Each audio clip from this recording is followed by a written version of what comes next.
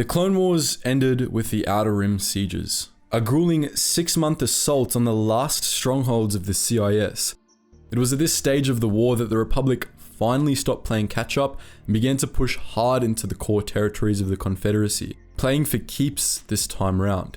But how did the Republic manage to pull that off, to finally push the Confederacy onto its back foot? In this video, we're going to be answering that question by taking a look at the very first of the Outer Rim sieges, the Battle of Boz Pity.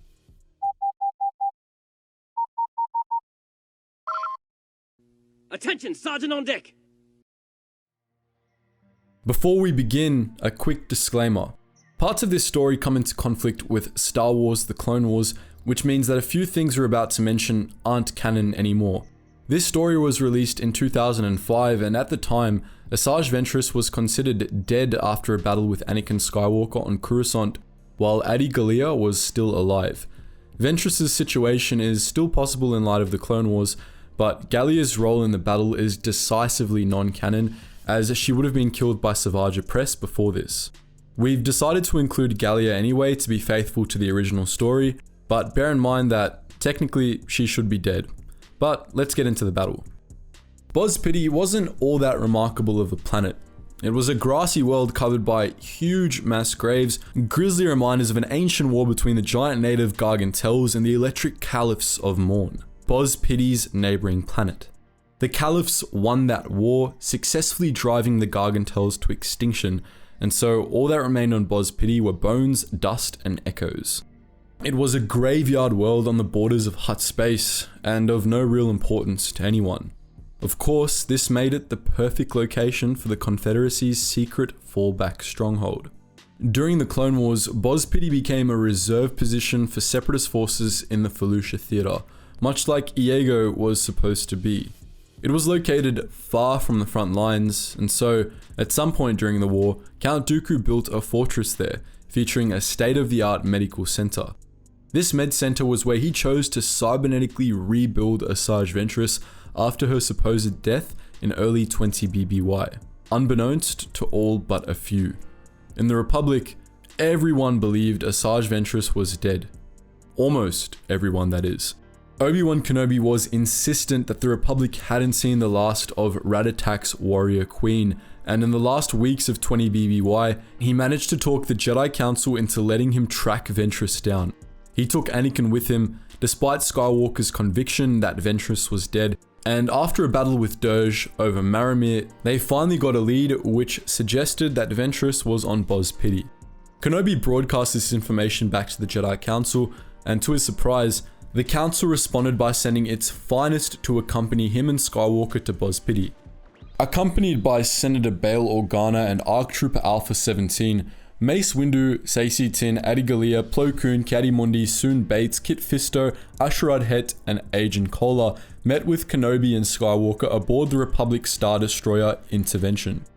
They revealed that, after receiving Kenobi's message, Master Tin had scouted Boz Pity and discovered that the Confederacy had a fleet of over 100 warships stationed there. This was enough to demand the Council's attention, and whether Ventress was alive or not, the Jedi were determined to find out why the Confederacy thought Boz Pity was that important. The intervention alone was insufficient to break the blockade of Boz Pity, and so the Jedi decided to try to drop the Star Destroyer out of hyperspace behind the blockade instead of engaging it directly. Using the Force, Anakin Skywalker was able to successfully pilot the massive warship past the Separatist fleet, giving the intervention a clear shot at Boz Pity. However, he brought the ship out of hyperspace too close to the planet's gravity well and was unable to keep the ship in orbit. As Saesee Tiin climbed into a starfighter and led the Star Destroyer's fighter craft out to cause a distraction, most of the warship's passengers climbed into escape pods and rocketed down the surface of Boz Pity. As the intervention went down, they contacted the Republic, asking for reinforcements. The Republic sent a fleet of Star Destroyers under the command of future Moff Den Wessex in response, and the naval battle was joined. Anakin was able to crash land the intervention safely enough, and the remaining crew rallied around it as a beachhead. As it turned out, the crash site was actually just a ridge over from the Confederacy's secret stronghold, and the clones whose escape pods had landed closest to the base were already being engaged by the fortress's defensive garrison.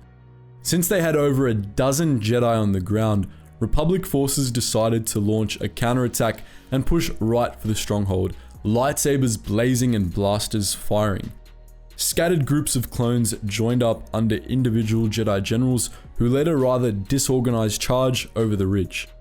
The Republic was presumably outnumbered, as the intervention wouldn't have had more than 2,000 clones on board, but the sheer number of Jedi and the surprise nature of the attack meant that the Republic forces were able to cut through the stronghold without issue. As Jedi-led teams of clones joined up, the Republic began to advance faster, slicing clean through any droid squads that stood in their path. Before Separatist forces were able to regroup, they had made it to the gates of the fortress. At the entrance to Dooku's stronghold, the Jedi came face to face with General Grievous. Grievous summarily slaughtered a whole squad of clones, as well as Master Bates, and began a counter-offensive against Adi Gallia and her troops. As hordes of battle droids slowed the Republic's advance, Grievous severely wounded Alpha 17 and killed Gallia, surprising her during a short duel by making use of his extra arms.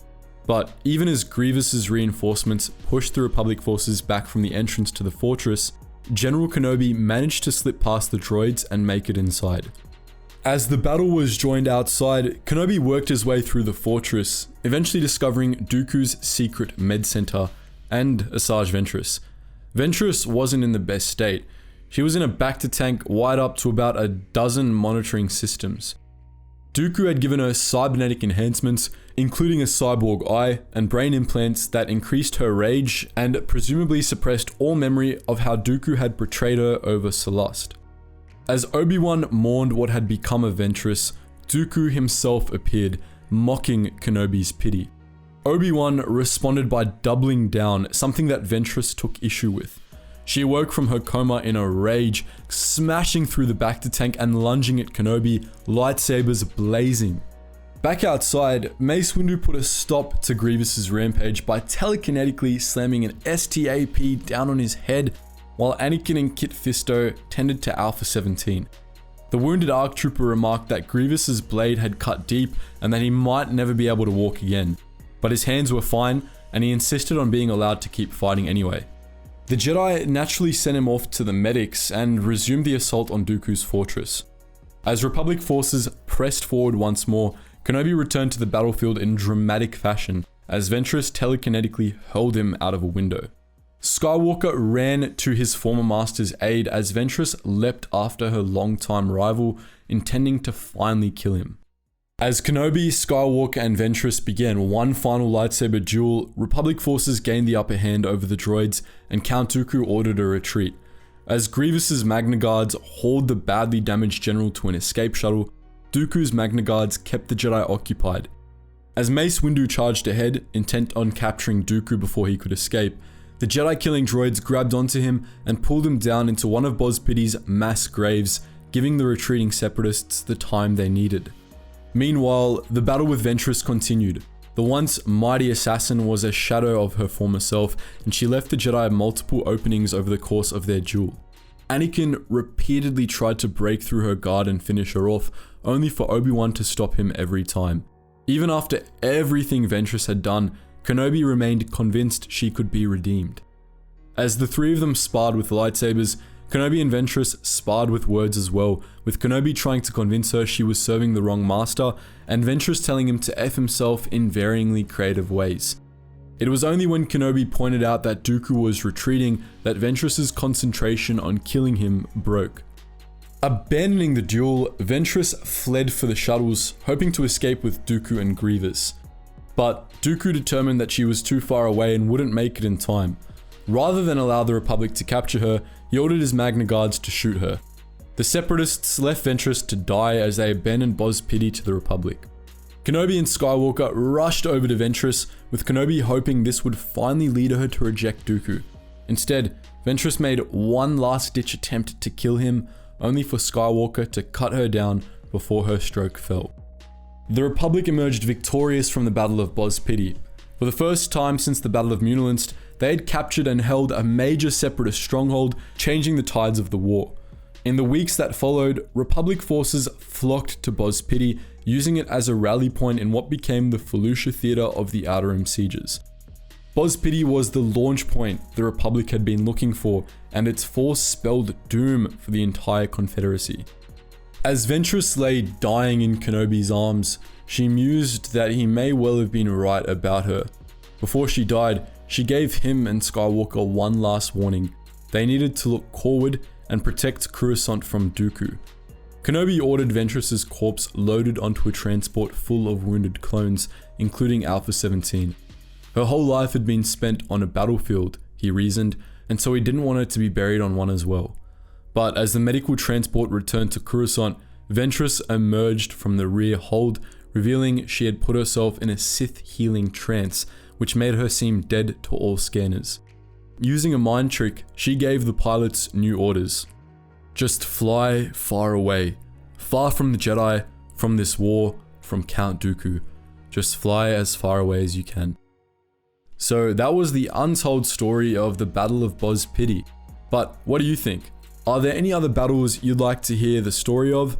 Let us know your suggestions in the comment section below. And just before you run off to those suggested videos, guys, make sure you check out our all new channel, The Braved, where we post high quality content on a weekly basis that goes through all the eras of human history to handpick some of the most badass men and women existing in those eras. So if that sounds like it tickles your fancy, that's the first link in the description below.